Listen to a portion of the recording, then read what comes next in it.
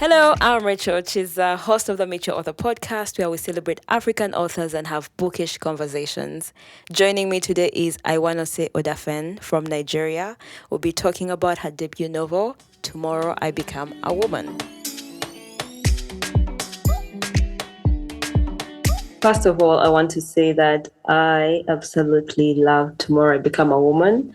We read it in our book club and everyone was just so excited about it, but also equally stressed. They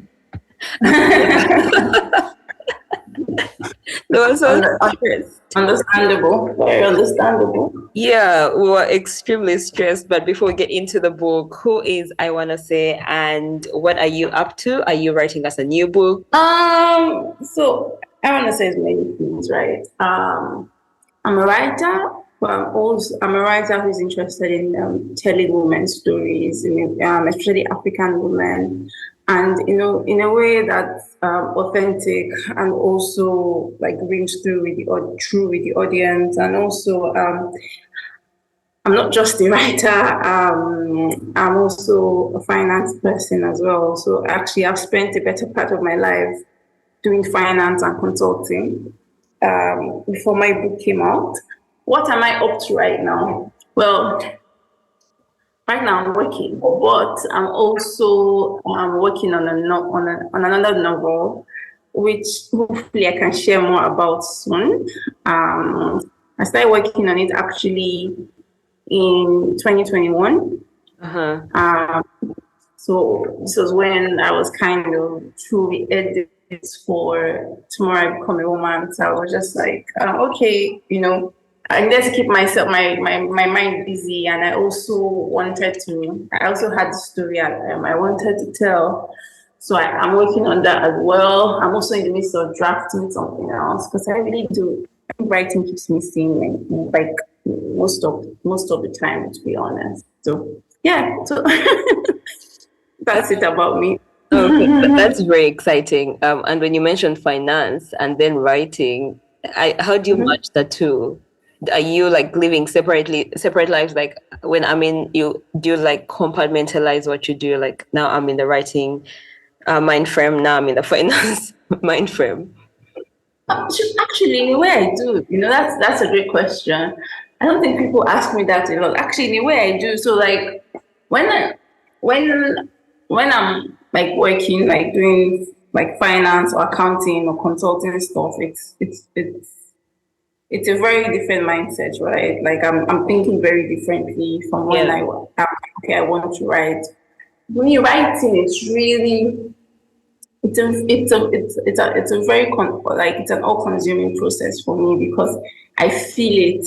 I have to immerse myself deeply in the world. So it takes more of my like energy and emotions than normal work because for me normal work is work. But Yeah. for me, I write. I feel my character's emotions. I feel like because it's really like my past like two projects I've worked on so far have been from like the first person perspective. So it's so like I have to think like they're thinking. I have to think, okay, if I was in this position, like I have to imagine, and sometimes it can be very emotional, because I actually can see what the characters go through, Yeah.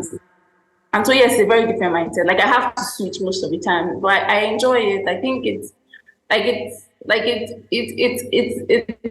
kind of thing where you're like, oh my god, I hate this so much. You cry, you feel bad, you do this, do that, but then when it's done, it's like, ah, this was worth it. Yes. I guess that's why they say writing is a labor of love. Yes, it is. It is. I've always loved reading, and I always loved like reading. But I think in the last decade since I've like fully actually started writing properly, I think I've come to develop a lot more respect for writers as a whole, and I find it a lot harder to criticize people's works. Yeah. Well, maybe I'm not the audience. If I be like, oh, I hate this book so much, now I say stuff like, maybe I'm not the audience for this Yes. Yes. because I know the energy that goes into it. I'm just like, okay, maybe I'm just not the audience. Yes. And I think for me that's the essence of doing Meet Your Author, being able to talk to writers about their writing processes and gaining a better understanding of that process, because it helps me appreciate the book better, whether I enjoy the book or not. I'm not Mm-hmm. quick to say that, you know what, I hate this book, don't read it. I also go on Mm-hmm. the line, I go with the line of, you know what, I'm not the target audience. And, maybe if I don't enjoy it now, maybe I could enjoy it in another season. So I don't Yes, completely disregard the work. I agree. I completely agree. No, I agree totally. And also, because sometimes it's not like the work is not good. It's sometimes maybe you're just not in the frame of mind to receive it. Yes. Um, with so much going on around the world now, sometimes like even though my writing isn't like I write a lot of heavy stuff, sometimes I find that because I write heavy stuff, I find it hard to read stuff as heavy as what I write. Does that make sense? Yes, it It's does. like I'm already like dealing with all this in my own writing and I'm already feeling all this. So now I just want to read something happy and light, you know. Yes. So people are surprised when I mention some of the books I read because I'm like, I like to be I like to be myself a little from, the very serious world I create. So yeah. Okay, so mention two books that, you would that have lighter themes as opposed to what you write that uh you've read. that I've read quite a bit. But for example, I always like joke a lot that I'm a huge fan of romance. So I actually Ooh, me yeah. too. So like I'm a huge Judith McNaught fan. I think Paradise is like the best romance novel ever written. Mhm. Um, I also in the last couple of years I fell in love with Monica McCarthy's writing. She writes a lot of historical romance fiction, but it's like Highland like there's this series basically that's based on loosely based on real stories, basically around Robert Bruce in the Mhm. 14th century. There was apparently this war between England and Scotland, and this king of Scotland like overcame the odds, right? When Yeah. everyone thought it was literally be destroyed by the English, and then basically different characters that helped him along the way and fought on his side. She makes them main characters in each book for her Mhm. series, and at the end, in the author's notes, she says the real story and who like that book was inspired by and stuff like that. I found this so fascinating, and I've read like the books like so many times. Like it is romance, right? But I think Yeah. for me, it's getting to the end and seeing her notes and like, okay, it's based on this person. He actually married this person in real life, but then this is why I tied to this storyline like this and that and that. And I just like, I'm like, God, I just imagine the amount of historical material she must have gone through Yeah. to to be able to create the world she's able to create. And so I admire that a lot. Yeah. So that's the kind of lighter stuff I enjoy to read. Okay. Yeah. The speech you said the kind of material that she should have that she went through to create what she created. I think that brings us to your novel, Tomorrow I Become a Woman, because Mhm. it's heavy, like you mentioned, and you're tying so many things together that for me as a reader, I was wondering, first of all, the book has so many characters, so many characters, very many complex themes that you're dealing with. And then we have one of the biggest themes, the Biafra War. And how much research did you have to do and then how did you end up choosing what goes where in the book? Because I mean, I was reading and I was fascinated, like you said, with the other authors' work. I was equally fascinated with yours. Like, how did you achieve that? Oh, that's that's a tough question to answer.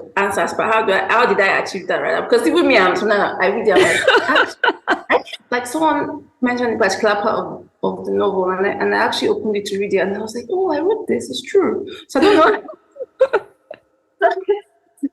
But I can say, like in terms of research, I think how I see writing, I think the best writing is not just being able to write like like the best words or create the best flowery sentences, which is like great, of course, but being able to get the readers to feel, to really feel.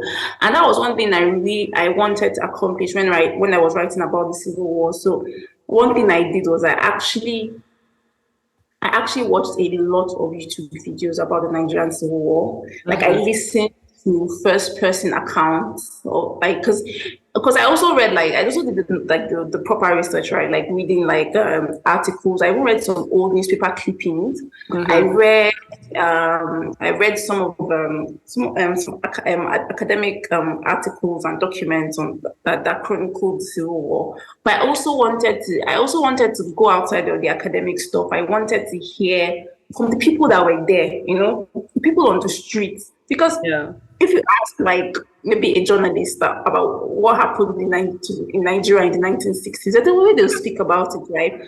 But then you can't really connect to the everyday man. But if maybe someone that was maybe selling street food that time saw, like, I remember I was reading this first person account of this woman that was selling palm oil soap with her mother Yeah. when the war started, and it was so vivid. And I read a lot of accounts like that, and I also watched videos, and I also listened to people that survived the war and how they felt, and you can still see the trauma. And I really wanted people to feel that. And so that's what I really tried to immerse myself in, because I felt if I feel this, then when I write about it, people Yeah. will feel it. Yeah. And that was very important for me. And so that's what I tried to do. And then the other parts of the book outside of the Civil War, but just in the same time frame, I tried to, I listened to a lot of music from that time because I love music. But then I also think music is one of the few things that can help people feel grounded in time. Like I always joke that if you ask someone now, what were you doing in 2002? The person will be like, how do you expect me to remember? But if you play a song from 2002, the person will tell you exactly where they were, what they were doing when that song came out. There's this popular Joe song my sister loves. Every time that song comes on, I always say, see, when this song came out, or even Craig David's Born to Do It. Yeah.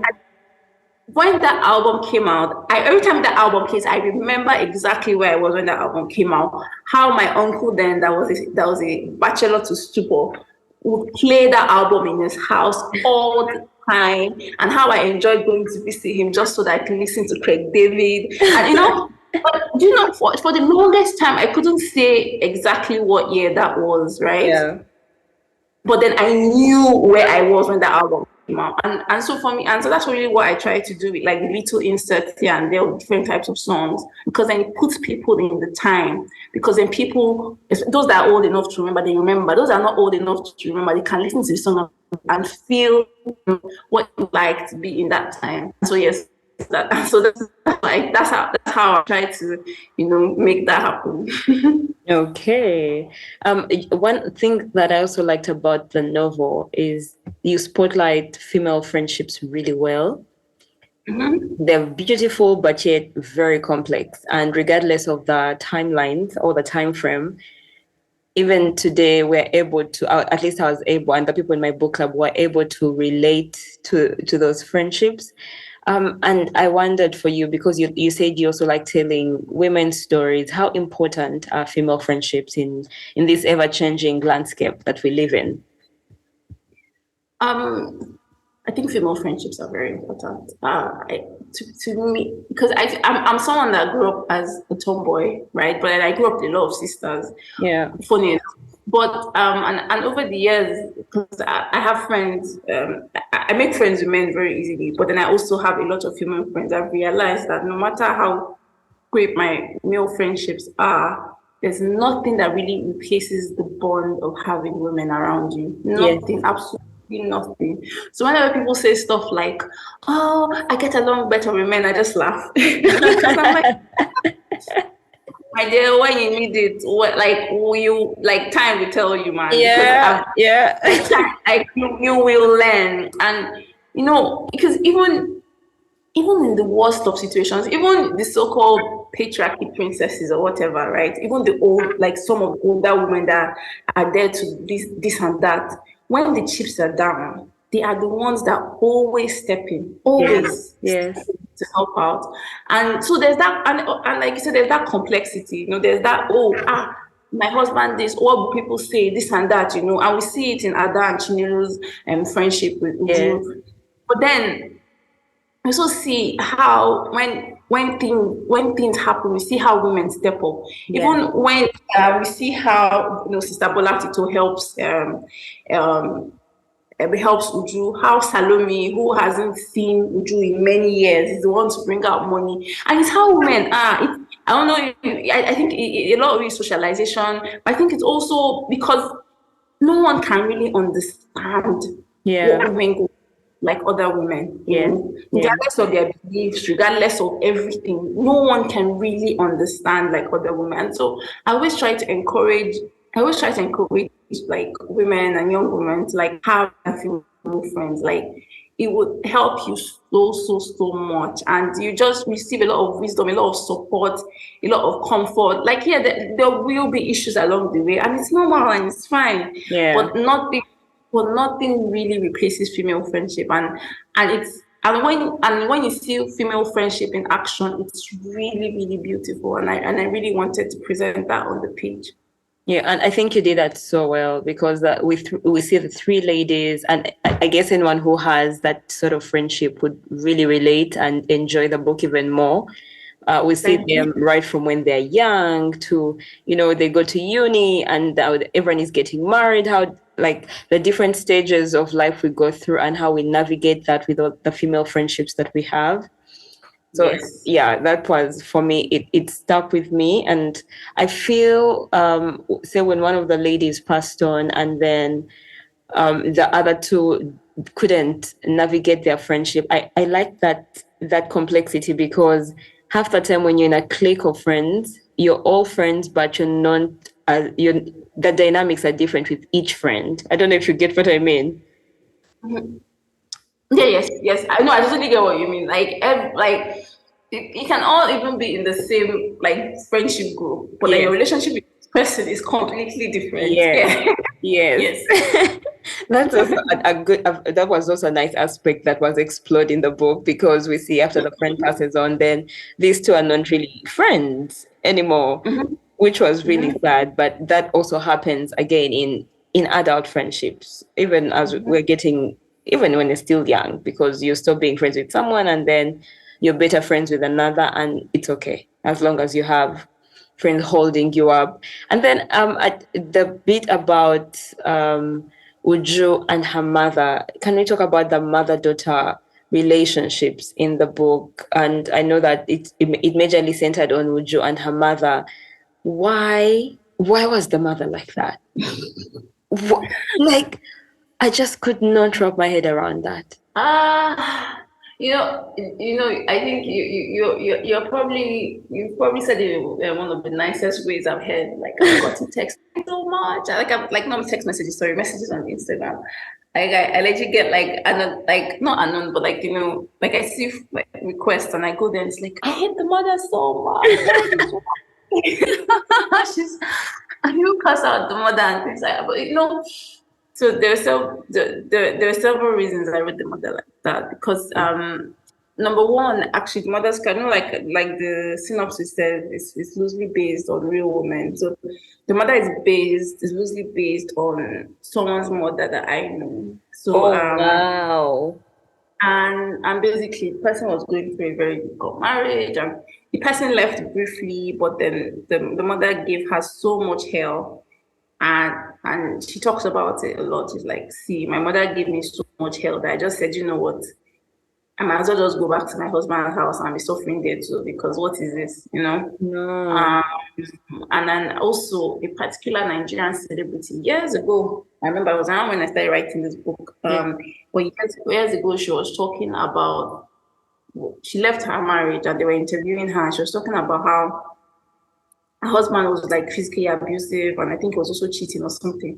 And she told her mother, and her mother was, and even after she left, her mother was still pressuring her to go back. And she was like, but this thing is happening to me.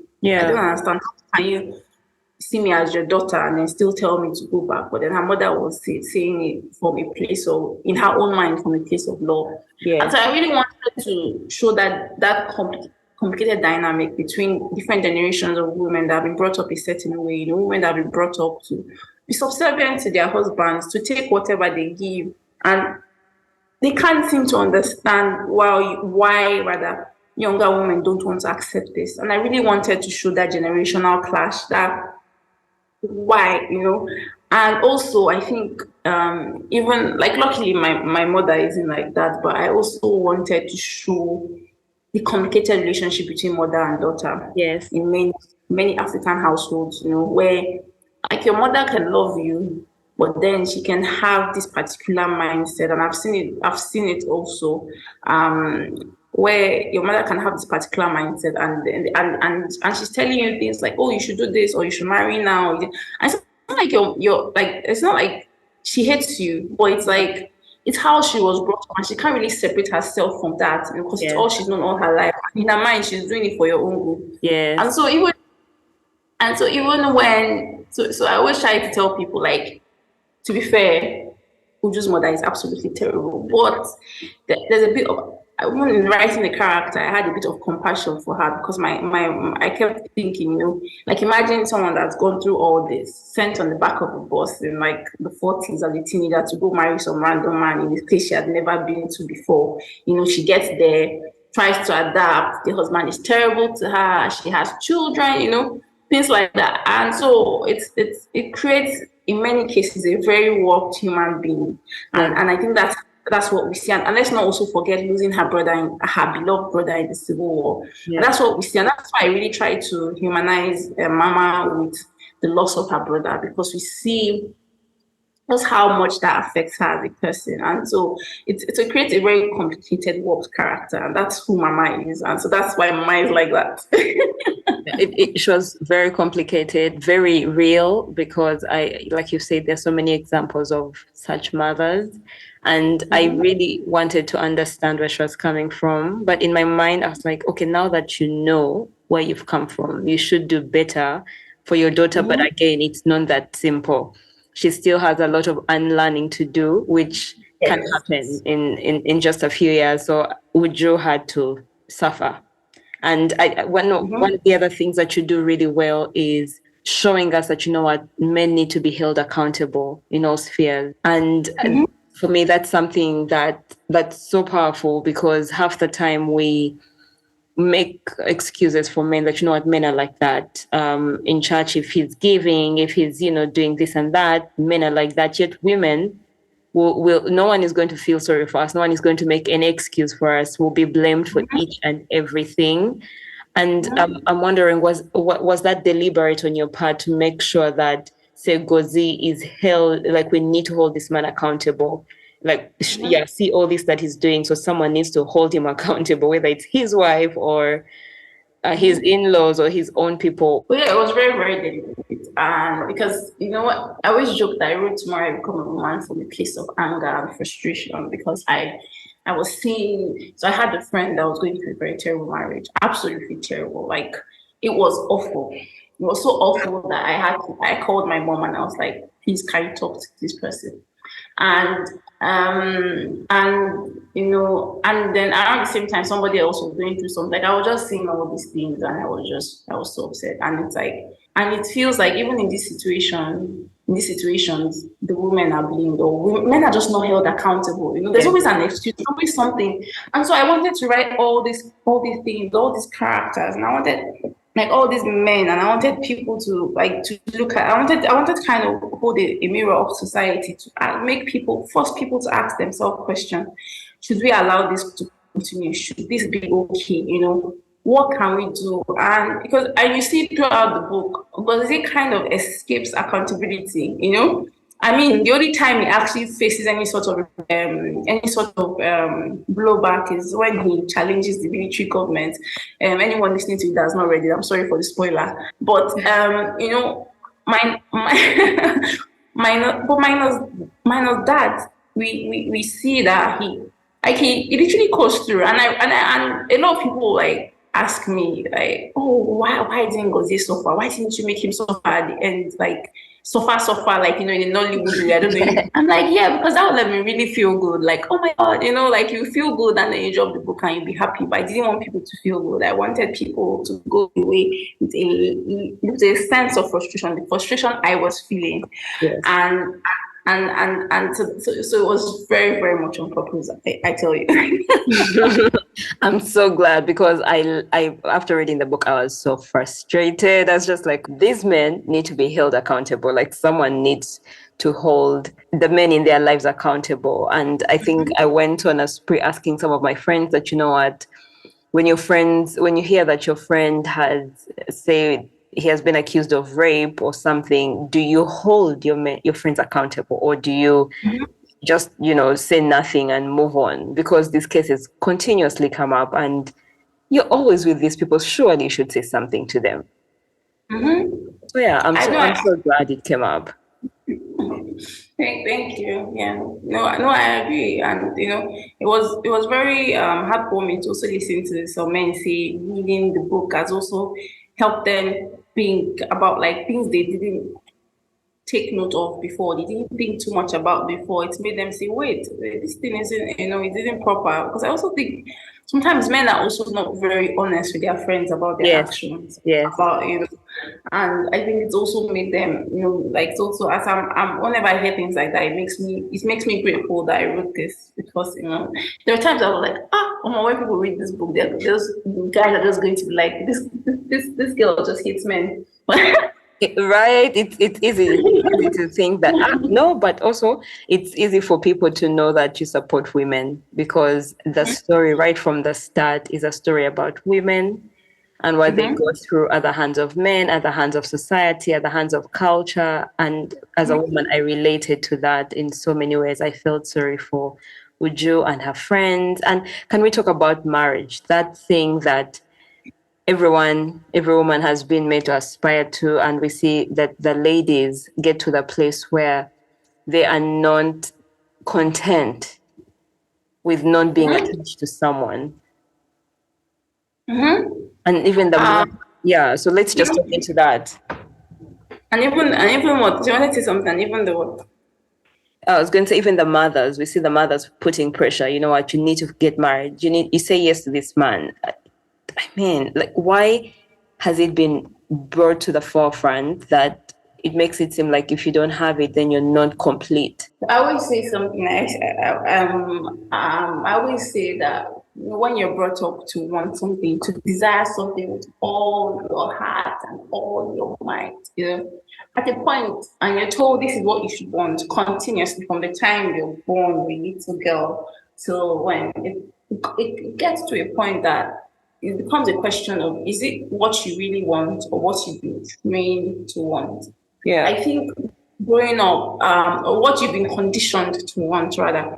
Because I think growing up, from the time like you're like, oh, like our cartoons or movies or like everything is centered around romance and finding someone and being with someone. And in African culture, it's even worse because you're made to feel like if at a certain stage you're not married, no matter what you've done with your life, then it's nothing. Yeah. And I think we see that with Jo and her friends in this novel. We see how his mother says, "Oh, we cannot come home empty-handed," and we also see how when Uju and Ada get married, once again, sorry for the spoilers, and and Chinelo is single. We see how even Gozi starts telling Uju to stop hanging out with her single friend. We see how Chinelo, when she finally gets married, says, "Oh, God has taken away my shame." And this is something that I've seen happen so many times. I've seen how people act once they get married. I've seen how society treats women better once they get married. It's a level of respect, and the respect is not for you. Yes. It's for the man. It's for the invisible man that they don't even know. They've never met. But just because you have a ring, she's married. You're just a different way that people treat you. Even there was this story I heard once that was so funny, and I think I wrote it in one of my manuscripts. I don't know which one, but I heard this one of the one that's coming out. But about how it was so basically a woman got married and she could not believe how differently. Even her own hairdresser was treating her like when she came back, madam, brought out cold drink. And she was like, this same hairdresser I've been visiting all this. That is so I sad. mean, so even I obviously that's a simplistic version, but you get what I'm trying to say. Even your Yes, own I hairdresser do. Yeah. treats you very, and so it now becomes something where people now desire that elevated status. So they desire, I can now take part in married women conversations. I can now desire, kind of society can now talk to me better and treat me better and stuff like that, because you want that. And so and there's just that pressure. It's constant. It's never ending. But the thing about society is that once you give in to one, they want something else. And we see it with you, once she gets married, the next pressure is, oh, what about a child? And what about a second child? Or what about a male child? So it's never ending. And that's why the title is Tomorrow I Become a Woman. And yes, it's I think, and I really want more women to desire marriage because for themselves, Yes. not because society wants them to get married. Like, are you? Because in cases where marriages go wrong, I think women stand to lose a lot more, Mm. especially when they have children, because we have a societal thing where, oh, it's a mother's child, so a man can choose not to take care of the child or things. I mean, there's so many societal things around it, and I mean, the law is trying to do better Yeah. um, around that, but there's still a huge gap. And so I want women to desire marriage, not because they've been told to do so, and not because it's what is expected, but because it's what they want. Like, do you really want to get married? Do you Yeah. really want to get married to this particular person, Yeah. or is it you just feel like, oh, I'm of the right age and it's what is expected, what I've been told to do? Yeah. Yeah, and I totally agree with you on that. Before someone commits, they should want it for themselves, and they should see. I mean, that's what men do. They see how it's going to benefit me, and then they go into it. Yes. And literally, you plan it down to how it's going to align with their life, their job, their what the kind of kids they want. I mean, I had an older man tell me, oh, he knew he wasn't very educated, so he made sure he married a very intelligent woman, this and that and that. And by the time he analyzed it, I was just staring at him, and I was just wondering if when he was when before they got married, if the wife was aware. I don't think so. How deeply analytical he was. Like, she was a very conscious choice. Yes. And I realized for a lot of women, it's not like that. Yeah. And yeah, so Well, hopefully the book helps that we start looking at it that way. hopefully. Yeah, one of the things I'd like us to also talk about is because for me, you wrote the complex female friendships, the mother-daughter relationships very well, and I wonder what tips you could give to writers who are listening who would want to do that really well. Mother-daughter relationships. Yeah, how to write the female relationships and mother-daughter relationships, because you're writing them, you embedded all the complexities in there, and anyone who has experienced them would relate to all of them and be like, you know what, I think that's how I am with my mother at some point, that's how I am with some of my friends. Mm-hmm. I think the advice I would give to writers rather is I'd say observe, because observe people around you, observe relationships around you, listen, watch videos if you have to. For me, because a lot of the interactions my in my novel were inspired by real interactions, or just something real that someone said, or like that. For example, that scene where we have the neighbors, one Yeah. Igbo, one Yoruba, and then one gives the wrong translation to the other and gets her in trouble, was actually inspired by because my grandma, before she retired, she used to be a nurse. Actually, it was inspired by a real incident that happened at her hospital when she was a nurse. Another nurse was supposed to go and see a patient that just gave birth, and she asked the Yoruba nurse for translation, and she gave her the wrong one. Oh But no. then, yeah. And when that one came back, she was like, I thought you were joking, you that you're always, And anyway, but so a lot of the things were the interactions, the words, they're just inspired by people around. So if you're writing realistic fiction, I would say, or literary fiction, I would say observe. Try to really suck in as much as possible of the world around you as you can. I wrote at the time when I was still working in Lagos that I had a notepad, and I would literally on my phone, like my notepad on my phone, I would literally, like, someone would say something at the table that maybe I thought was funny or insightful, and I would literally type it into my phone, and my friends would be like, "What?" My colleagues and friends would be like, "What are you doing?" I'm like, "Oh, I just thought of something," right? But I was literally just sometimes I just put down random interactions, not because, and I didn't end up using all of them, to be quite honest. But I just reading through these interactions, because then you see characters as not just tools on the page, but as real people, right? Yeah. And when you begin to see your characters as real people, then you'll be like, well, would this person say this? Will this kind of person say this, or speak like this, or act like this? How would they respond? Because then you're seeing them as real people, not just tools on the page. I think that's very important, especially for dialogue. So that's definitely my advice to writers. I like it. Observation really gets so much in. Mm-hmm. Yeah, I mean, there's so much we could talk about your book. It's a book that I definitely plan to read every year, just to remind myself and have agency in case I forget. Oh, thank you so much. Yeah, do you have any parting remarks before we go off? Oh yeah, I just want to say a big thank you for having me. I always enjoy speaking with people like you that are really enthusiastic about the work and really understand, what it means, for writers, when other people are like really appreciate their work. So thank you so much, and thank you to the listeners as well. Thank you for joining us today. Subscribe to the podcast to enjoy a bookish ride.